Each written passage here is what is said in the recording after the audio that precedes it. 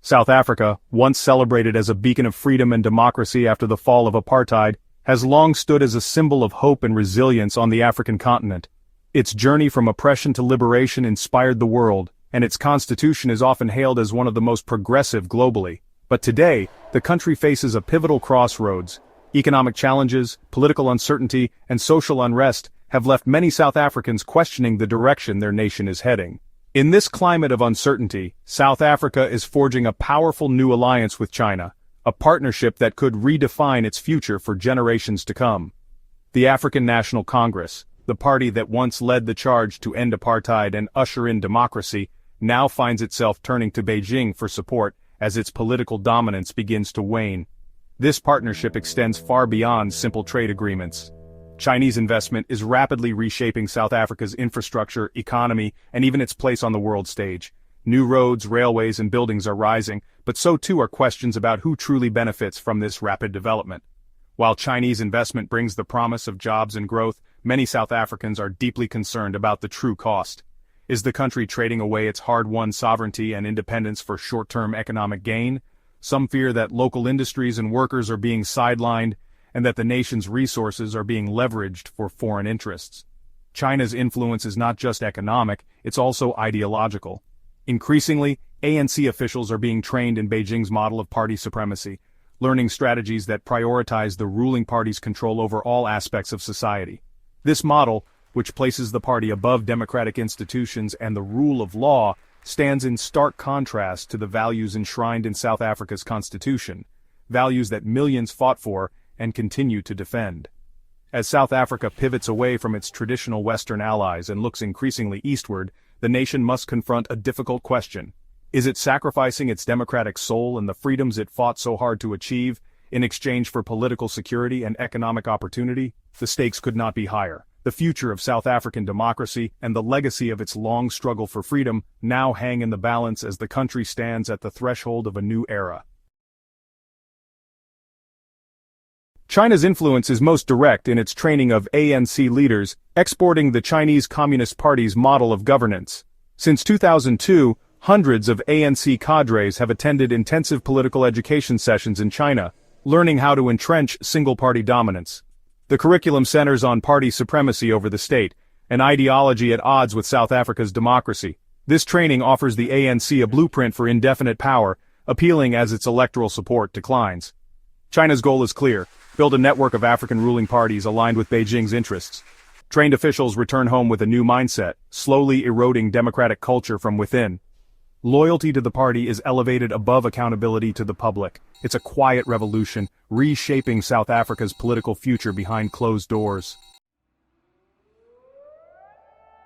China's strategy in Africa is far more comprehensive than just sending officials on training trips or hosting high-level summits. Instead, it's investing in the very foundations of African governance, building institutions from the ground up to cement its influence for generations to come. This approach is subtle, yet deeply transformative, shaping the political landscape in ways that are often overlooked by the international community. One of the most striking examples is the Mwalimu Julius Nyerere Leadership School in Tanzania. Funded and constructed by China, this institution is more than just a campus. It's a training ground for the next generation of African leaders, especially those from the ANC and other liberation parties. Here, the curriculum is modeled closely on the Chinese Communist Party's own methods, emphasizing party discipline, centralized authority, and the blending of party and state.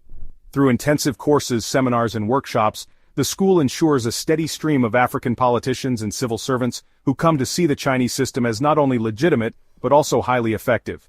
These leaders return home with new perspectives, often advocating for policies that mirror China's approach to governance, prioritizing stability, economic growth, and party supremacy over pluralism and open debate. In South Africa, this influence is even more pronounced. The National Academy of Governance, a key institution for training the country's civil servants, now partners year-round with its Chinese counterpart.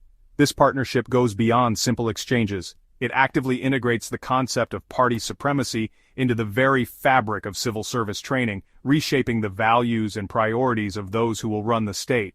As a result, the traditional line between party and state becomes increasingly blurred. The foundations of a neutral, professional bureaucracy, essential for any healthy democracy, are gradually undermined. Civil servants are encouraged to see themselves as loyal to the ruling party rather than to the constitution or the public at large. This shift is not just theoretical.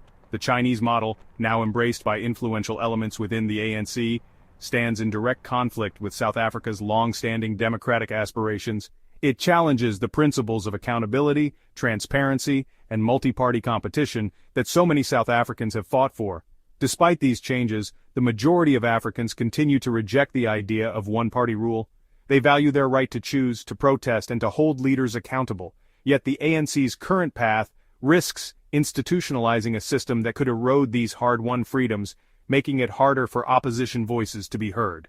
The result is a deep institutional bond with Beijing, one that extends far beyond trade deals or infrastructure projects. It's a relationship that shapes the very nature of governance in South Africa and threatens to override the will of the people in subtle but significant ways. As South Africa moves forward, its democracy faces a subtle but profound internal challenge, one that will test the resilience of its institutions and the determination of its people to protect their democratic future. China's economic leverage amplifies its political influence in South Africa. As South Africa's largest trading partner, China offers billions in loans and investments, often with strings attached. Chinese stakes in key state-owned enterprises give Beijing sway over national assets and policy decisions. Economic dependence makes Pretoria reluctant to challenge China, even on sensitive issues. A clear example: after a major state visit, South Africa downgraded Taiwan's diplomatic status, aligning with Beijing's demands. The risk is clear. Short-term economic relief could mean long-term loss of sovereignty. Critics warn South Africa is sliding toward client state status, where Beijing's interests come first. The ANC's recent pivot toward China has ignited a storm of controversy within South Africa's already divided political landscape. This move has not only intensified existing rivalries among the country's major parties, but also raised fundamental questions about the nation's future direction on the global stage.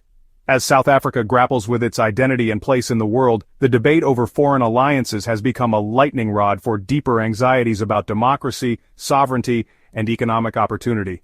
After losing its parliamentary majority for the first time since the end of apartheid, the ANC now finds itself forced to govern in a fragile coalition. Key partners include the Democratic Alliance, a party that has long championed liberal democratic values and closer ties with Western nations.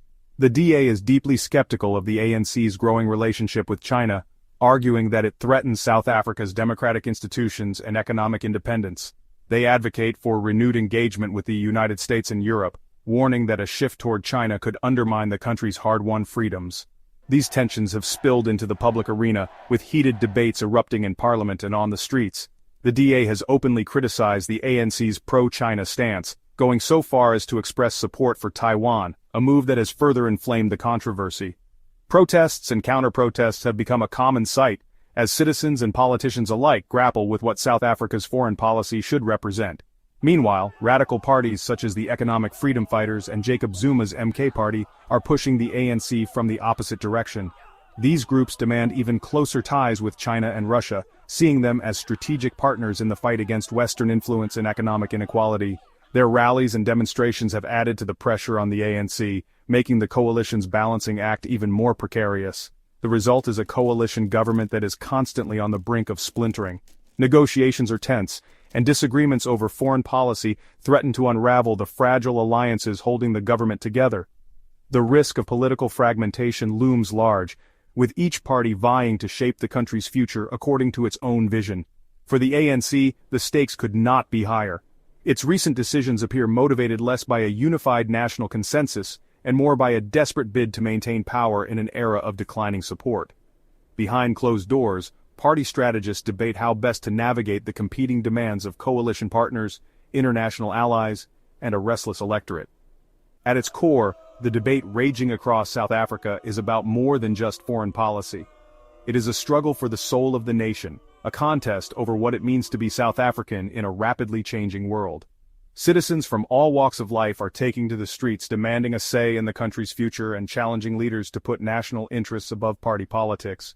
As the country stands at this crossroads, one question hangs in the air. Will South Africa remain a vibrant constitutional democracy, or will it drift toward authoritarian alignment under the weight of global pressures and internal divisions? The answer will shape not only the nation's foreign policy, but its very identity for generations to come. South Africa's embrace of China is straining its historic ties with the West. The ANC's foreign policy now aligns with anti-Western blocs, causing friction with the US, UK, and EU.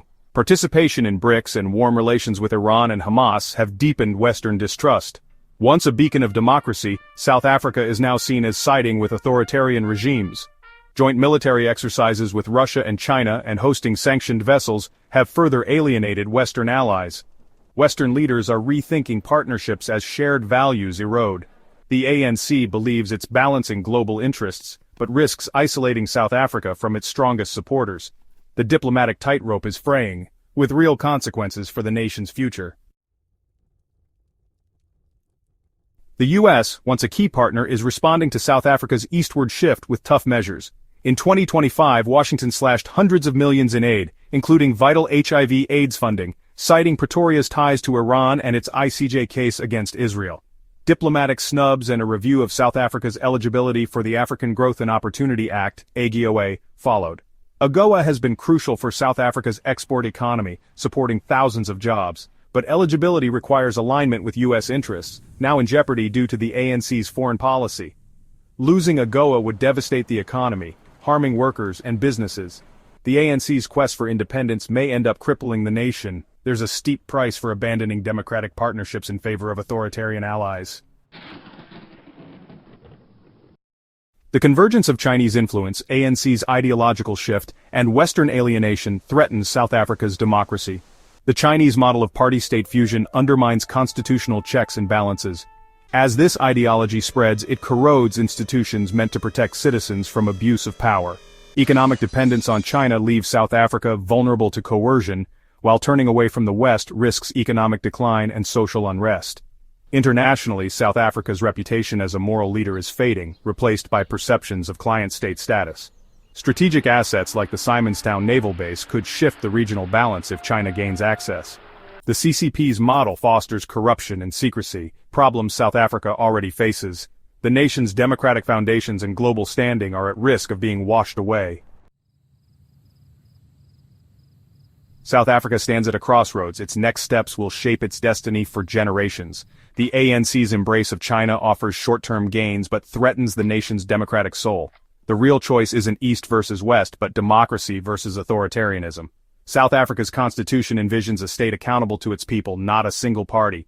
The warning signs, political training, economic dependency, fractured government, are clear. Civil society, opposition, and an engaged public are the last line of defense. The conversation about China's influence must happen everywhere, not just in government. The choices made today will determine if South Africa remains a beacon of hope or becomes a cautionary tale.